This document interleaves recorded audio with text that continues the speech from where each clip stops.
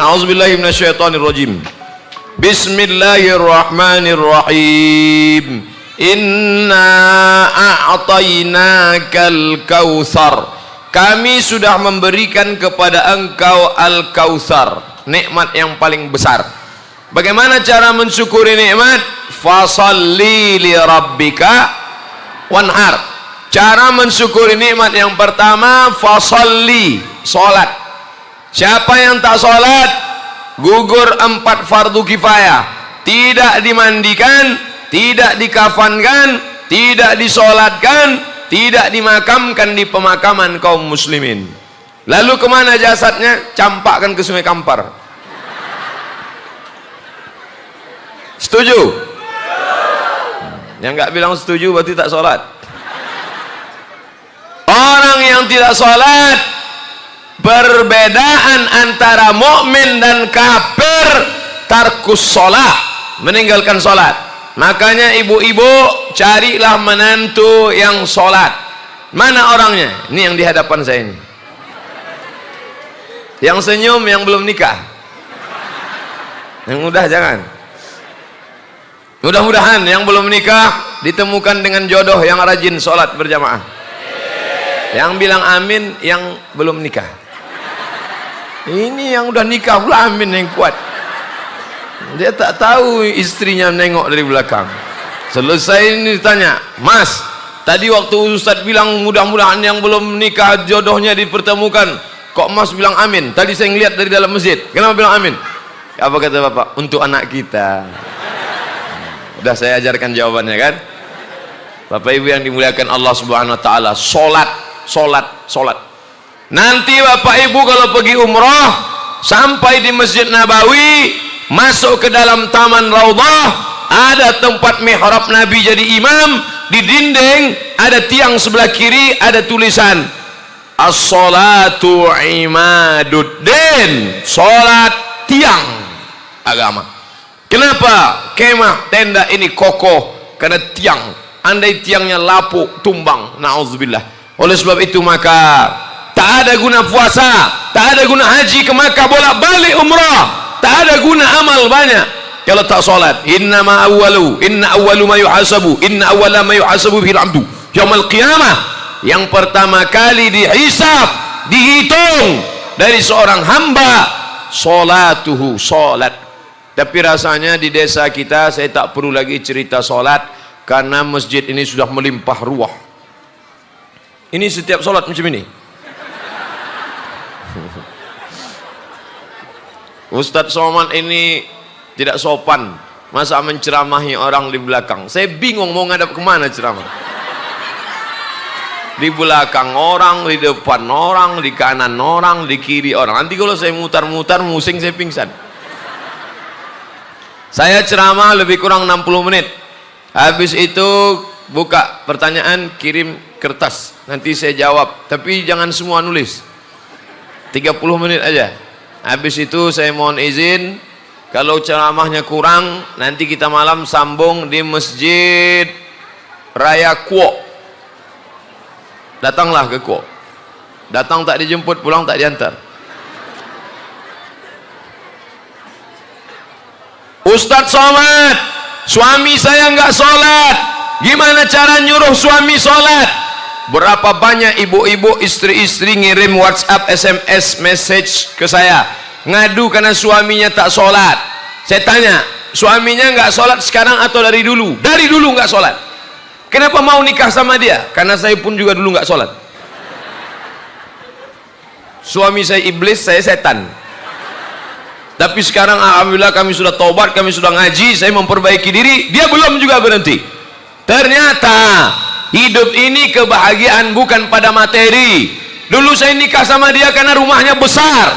Dulu saya nikah sama dia karena mobilnya mewah. Dulu saya nikah sama dia karena kebun sawitnya luas.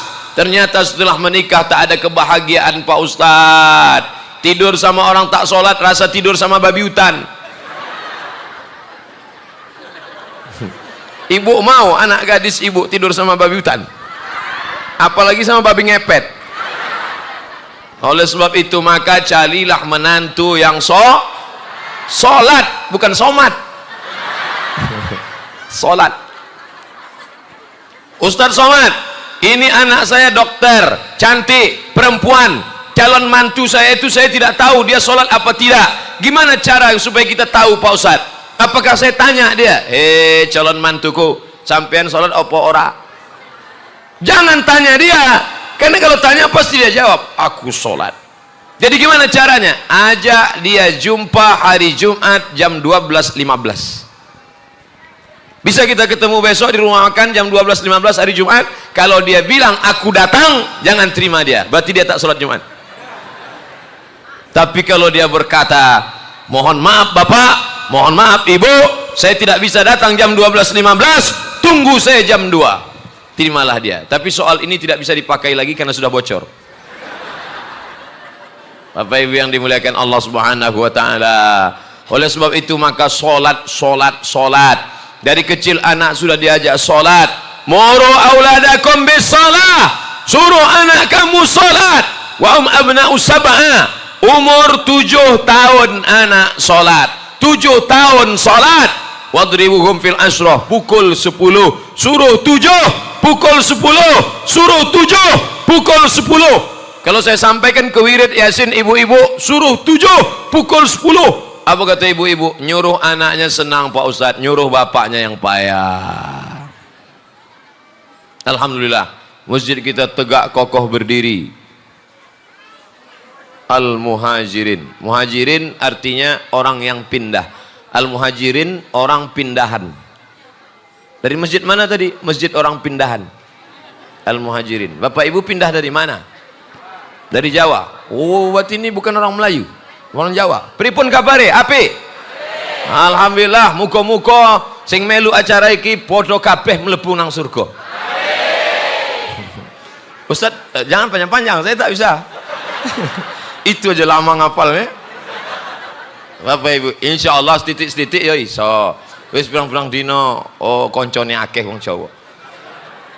Bapak Ibu yang dimuliakan Allah Subhanahu wa taala. Kalau kita sudah sholat di masjid, jangan lagi mempermasalahkan suku.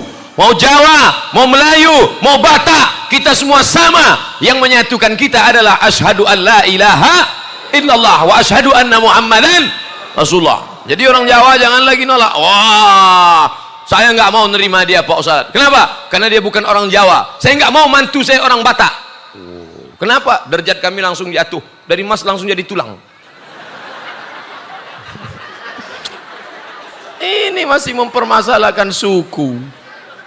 Mau Batak, mau Jawa, kita semua sama kalau sudah sholat. Yang diucapkan kita Allahu Akbar, maka semua sama. Arah kiblatnya satu. Fawalli wajhaka syatral masjidil haram. Imamnya satu. Ayatnya Fatihah satu. Aurab yang dipakai bahasa Arab satu. Maka jangan lagi mempermasalahkan suku. Ini sesama suku masih saling ejek mengejek. Kamu sukunya apa? Melayu. Saya nggak kuat sama orang Melayu nih Pak Ustadz. Kenapa? Lari terus. Oleh sebab itu mesti tahu kita asal usulnya. Kalau kita tidak saling mengenal, inna khalaqnakum min zakarin. Kami ciptakan kamu dari laki-laki, wa unsa, perempuan. Allah menciptakan makhluk cuma 2, laki-laki dan perempuan. Karena itu Allah menciptakan makhluk namanya Adam dan Hawa. Datang orang sekarang katanya ada makhluk baru, Adam dan Asep. Mohon maaf Pak Asep yang dari Jawa Barat. Kumaha tuh damang? Bapak Ibu yang dimuliakan Allah Subhanahu wa taala. Artinya apa? Diciptakan dari Adam, diciptakan dari Hawa, Hawa menikah sama Adam. Wa ja'alnakum syu'uban wa qabaila. Kami jadikan kamu bersuku-suku, berbangsa-bangsa. Ada Sunda, ada Jawa, ada Batak, ada Melayu, ada Minang. Untuk apa? Lita'arafu. Ta'arafu artinya untuk beramal soleh. Amal soleh kepada Allah, solat. Jangan sampai tinggal solat. Alhamdulillah, ibu yang membangunkan solat subuh, yang membangunkan solat tahajud, yang membangunkan ibu adalah bapak. Bapak bangun tengah malam, dia ambil air, dia percikkan ke wajah ibu. Bangun! Itu kalau nikahnya udah 20 tahun. Tapi kalau yang pengantin baru kemarin, wake up my darling, wake up my honey, Si ibu pun membentang sejadah, bapak pun sholat. Usalli sunnatat tahajud rakaataini imaman. Pertama dulu dia jadi makmum, sekarang dia sudah jadi imam. Imaman lillahi ta'ala. Allahu akbar. Bismillahirrahmanirrahim. Mantunya kori. Alhamdulillahi rabbil alamin.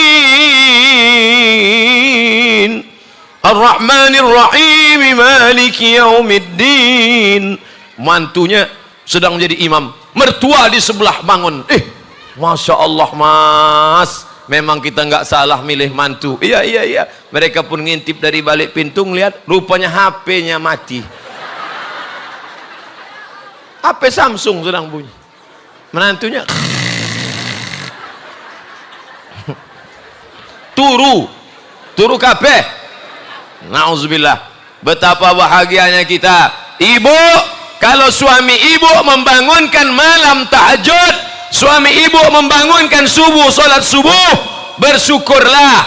Jangan sampai ibu berkata, oh apa ini suamiku ini, opo iki bojo nih, bangun malam jadi imam tapi nggak bunyi. Ada imam sekarang nggak bunyi. Allahu Akbar. Bersyukur pada Allah. Syukur ya Allah, sudah kau kirimkan seorang imam ke rumahku ini walaupun nggak bunyi. Jenenge imam apa? Imam menang. Menang aja. Bersyukurlah kepada Allah. Sekarang suami pulang malam sakau, suami pulang malam mabuk, mulutnya bau tua, makan pil anjing gila. Suami tidak pulang. Siapa namanya? Toib. Mohon maaf Pak Toib, kesamaan nama tidak ada unsur kesengajaan. Kalau ada isi ceramah saya menyinggung perasaan bapak ibu, saya mohon maaf. Kalau yang tersinggung saya sarankan jangan tersinggung, karena di beberapa tempat ada ceramah, waktu saya ceramah, orang yang tersinggung mendengar ceramah saya 2 hari setelah itu mati. Bukan menunjukkan saya hebat, tidak, memang ajalnya sudah sampai. Kita ngaji ini bukan mau sindir menyindir. Saya penceramah yang tidak bisa di request. Ceramah saya tidak bisa di otak-atik. Apa yang mau saya ceramahkan itu yang saya pikirkan. Dari rumah tadi tak tahu saya apa yang mau saya sampaikan. Saya demam, suara saya tak keluar, berkunang-kunang. Tapi begitu tegak di sini bangkit semangatnya, luar biasa. Kenapa tuh? Karena doa jamaah. Makanya jamaah selalu banyak nanya sama saya, Ustadz makan suplemen apa? Ustadz minum apa? Ustadz makan apa? Saya cuman makan ayam penyet habis sholat Jumat tadi. Habis itu makan, baru makan lagi di rumah jamaah. Jamaah selalu, Ustadz Somad ini makannya sedikit ya, Ustadz mangannya kok setitik Pak Ustadz. Dia nggak tahu sudah 2 piring sebelumnya.